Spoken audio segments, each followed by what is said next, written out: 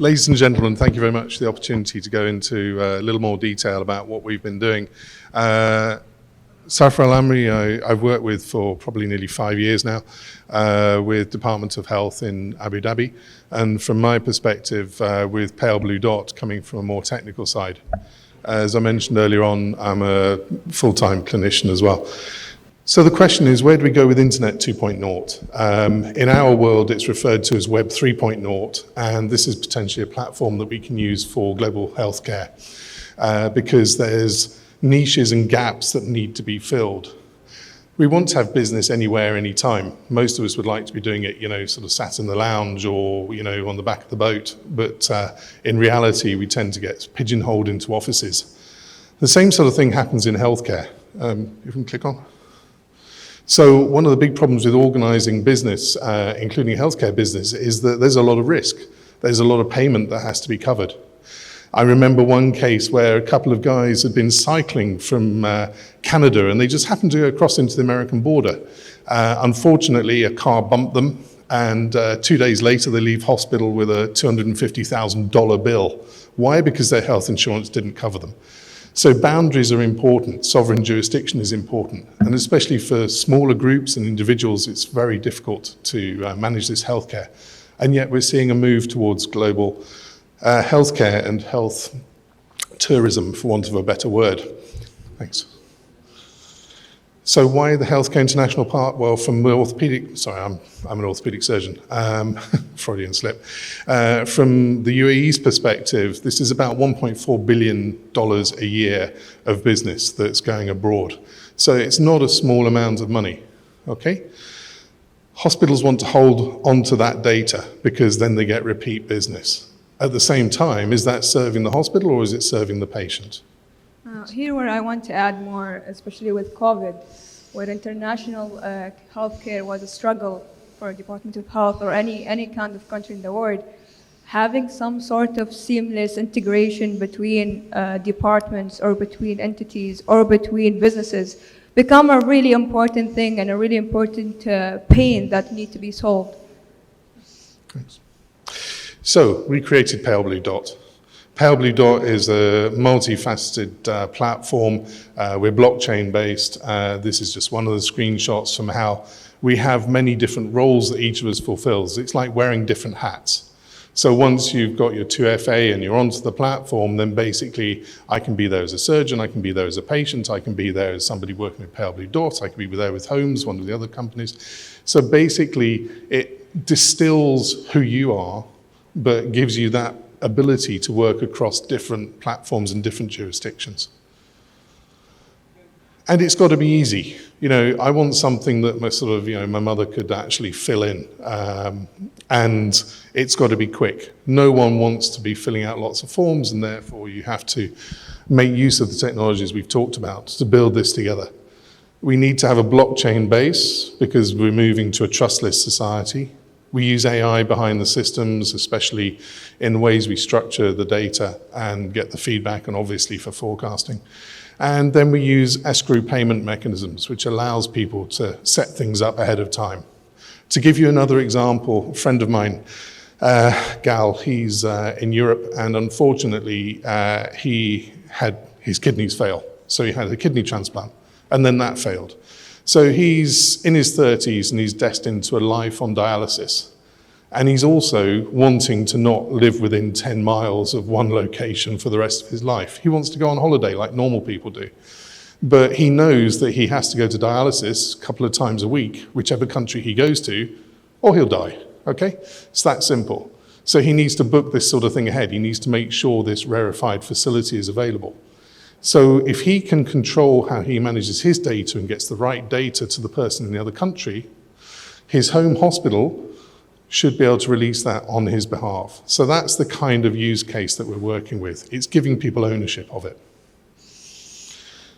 That's one of the advantages then of Web 3.0. It offers this integrated community-based platform and it manages the security, especially for healthcare. Simply put, we have the business templates. People can set these up, they can find their partners, they can run ostensibly like their own back office. And with that, they set up projects, so that manages the resources, it manages the finances, it manages ensuring the deliverables are met, and you then apply appropriate templates to your business. And there's around 52 different business structures we work with. Okay. So to keep this simple, everybody here should know about smart contracts by now. If not, go and read smart contracts. We build this modular structure because once you have an infrastructure as a service, and then on top of that you have a platform as a service, you want to make sure that you've got your software as a service that can build in these different modules from different places. It gives you that flexibility. On top of that, you have the information as a service, and that information is what we're talking about being protected. And on top of that, you build your business processes, such as, I want to book dialysis for 2 weeks in another country. Then on top of that, we have the accounting and financial management, obviously, and project management, which goes with this, basically the nuts and bolts. And you can make this sort of thing white label, because if somebody's going to run it in another country, they want their brand, they want their identity associated. Okay. So summarizing that, we've sorted out the validation and verification. We've talked about international regulatory standards, as the last panel was talking about. So, you register, you're automatically ISO 9001, 27001 compliant. There's also a couple of others in the pipeline, but basically you're making sure your organization is up to scratch for international work. And you have the data security, GDPR as mentioned, and you can then set your community features on that.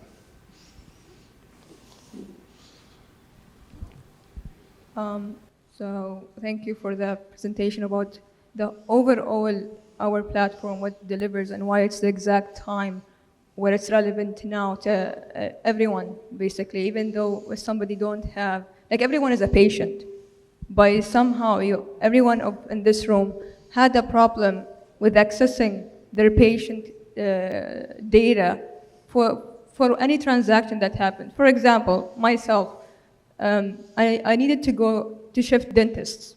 That's simple. I didn't have my data.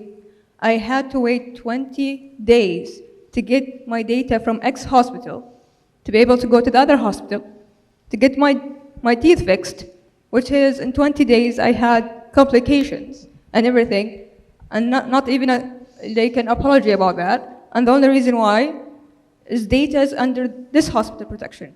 Why my data is not with me?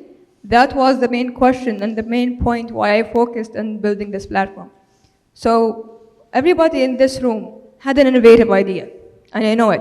Since I joined this room, and I'm saying everybody in their own bubble, trying to figure their problem out. But there is something if there's anything that I would tell you now is try to connect to each other. Because usually the one next to you have the solution for your own problem, and you don't even know that. Back to the topic. Yeah. Why Web 3.0 is so innovative. As you can see in the slides, we create closed ecosystem.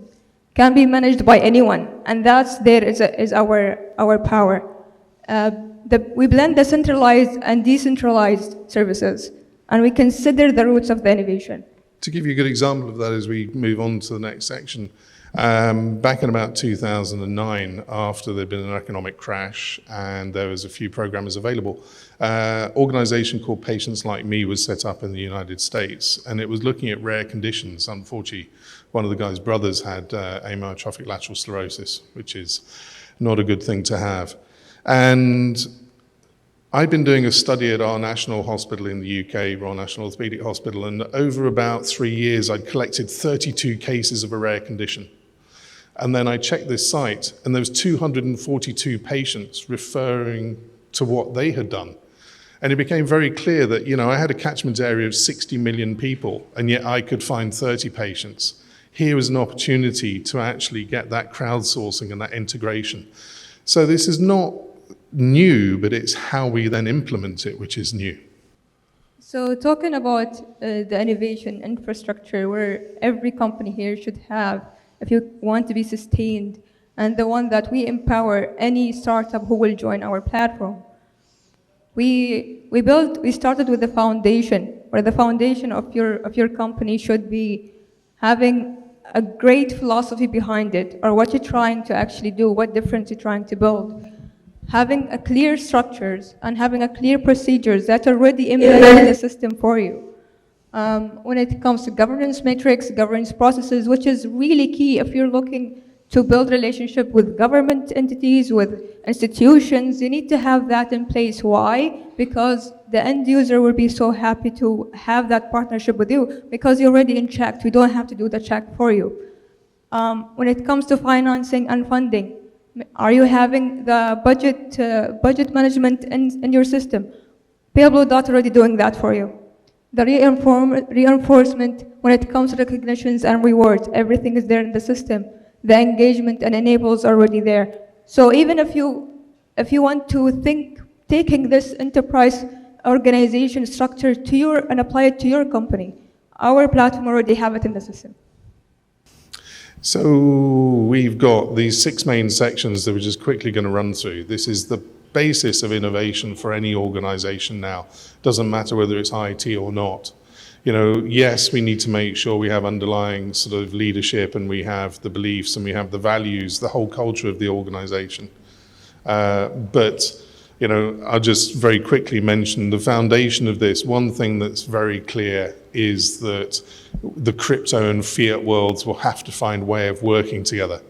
For those, it's hard to believe that people don't understand it in this audience. You have to think about fungible and non-fungible tokens.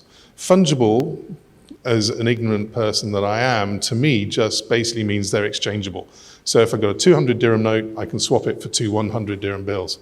Okay, it is considered of equal value.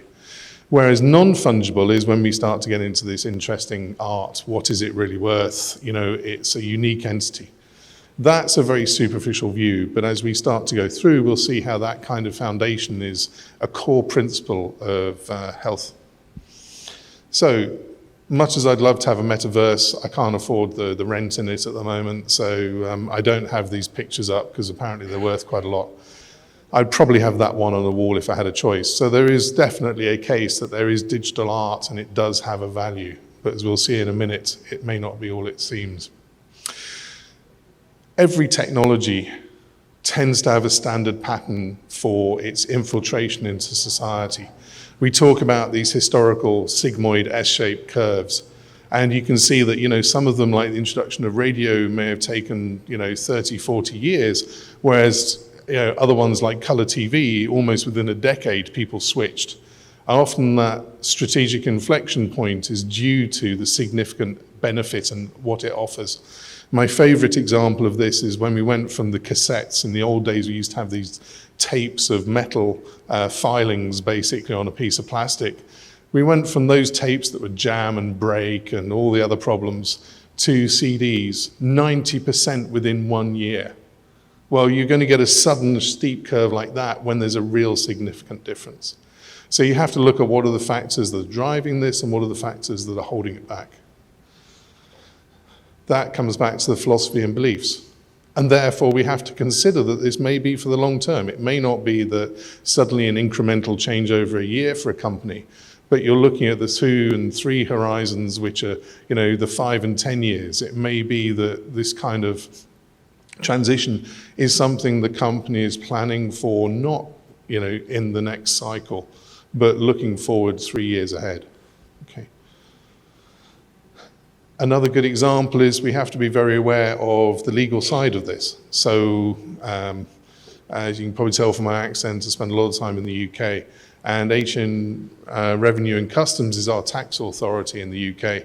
They actually are trying, I think, 3 cases at the moment for tax fraud, because people have said, oh, this NFT, it's worth millions. Yeah, right, okay. And then you realize where the money's coming from. And the other problem with just having had a pandemic is that if you're running a country, pandemics are expensive. You've had to inject a lot more money into healthcare. You've had a lot less coming in because it's affected your industry. And therefore, it's not unreasonable when they see something like this that the mode of taxation is being ramped up across the world.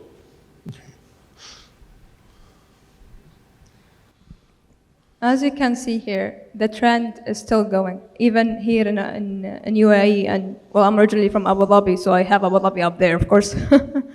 But the focus here is the tech industry is still going up. When it comes to crypto and exchange, it's $1.4 trillion market. So definitely with a room full with tech, you need to look into this very closely. I think that's important distinguishing between fads and trends. You know, if it's just a fad, it just passes by. But, you know, the trend here, as you say, is crypto is here to stay. And with the exponential increase in blockchain, it is here to stay. These are solid foundations for any future business.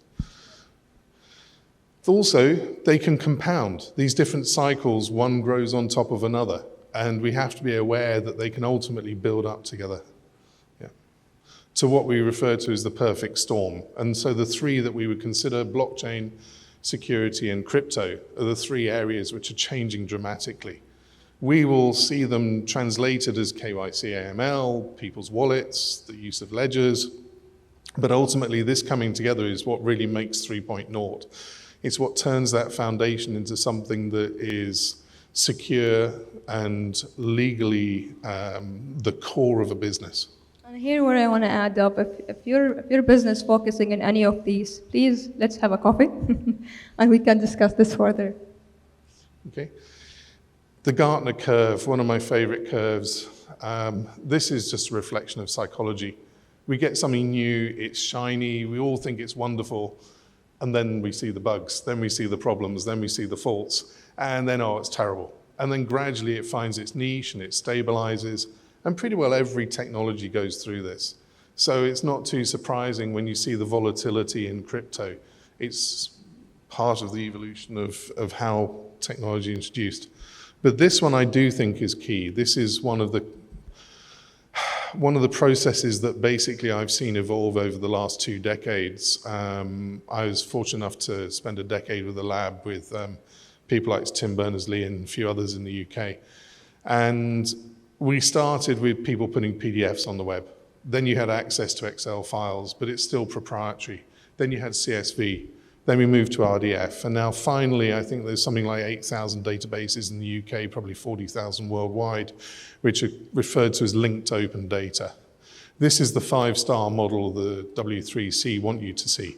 Because once you have that in place, your services through APIs can access that data. And that was one of the questions I think in the panel discussion just now is how are we doing this? Well, carefully, it's the bottom line, because you don't want data to leak inappropriately. But where it's appropriate to have shared public data, such as the crime figures in an area or the healthcare demands in an area, it's quite reasonable if we are paying as public to support that through taxation for that kind of information to be available then that we can use to tailor our services. And therefore, Web 3.0 ties into that ecosystem. Okay. From the company's point of view, coming back to that sort of circle of the 6 main areas, we need to make sure that has the procedures in place, and in particular for things like health authority, the governance mechanisms. We've seen a big shift in healthcare. It started originally that you had like a air traffic control telling the different people what to do in their organizations. Then in the 1970s, we went through kind of vending machine model. Governments through taxation put money into healthcare and expect to get services back. And now we're in a different phase. The role of the authorities is more to define, this is the standard of excellence. This is what we want you to achieve. And this is the bare minimum we're prepared to accept. So it's setting the highs and lows, which is, to some extent, allowing organizations flexibility to be innovative in that middle ground. Yes, and here where the regulations are now looking to stay away from over-regulations, which is helping innovative companies to move forward with it. So you already have the floor.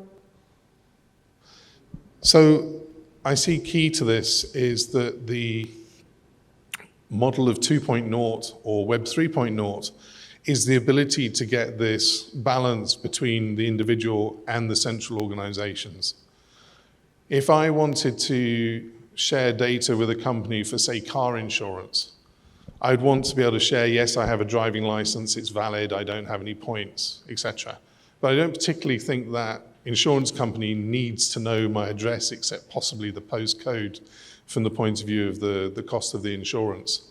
So I can choose what information, which has been externally validated by the institution, will then be passed forward. And I think that is key because it brings the person back into the loop, back into the center of the process. Okay.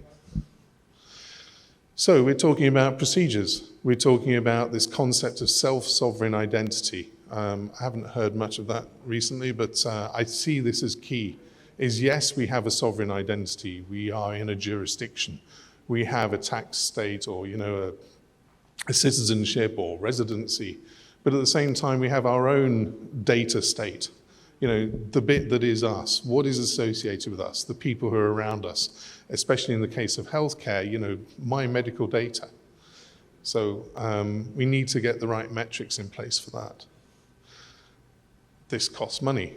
It has to have appropriate funding mechanisms, and it has to be accepted, and there has to be a value for people to invest in it externally. It was estimated that by about 2025, the US market for this is around about $420 million, if we get it right. To me, that is actually about finding a happy balance, finding a compromise.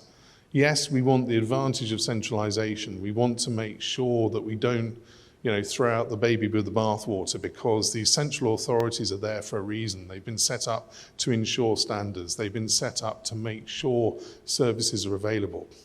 At the same time, we want to make sure that the end user, and especially the patient, the ultimate end user of the system, is recognized. So we're ultimately looking at this rather sort of messy hybrid system. And again, it will go through its Gartner curve. Everyone will see its potential, the disadvantages, and then come back, hopefully, to integration.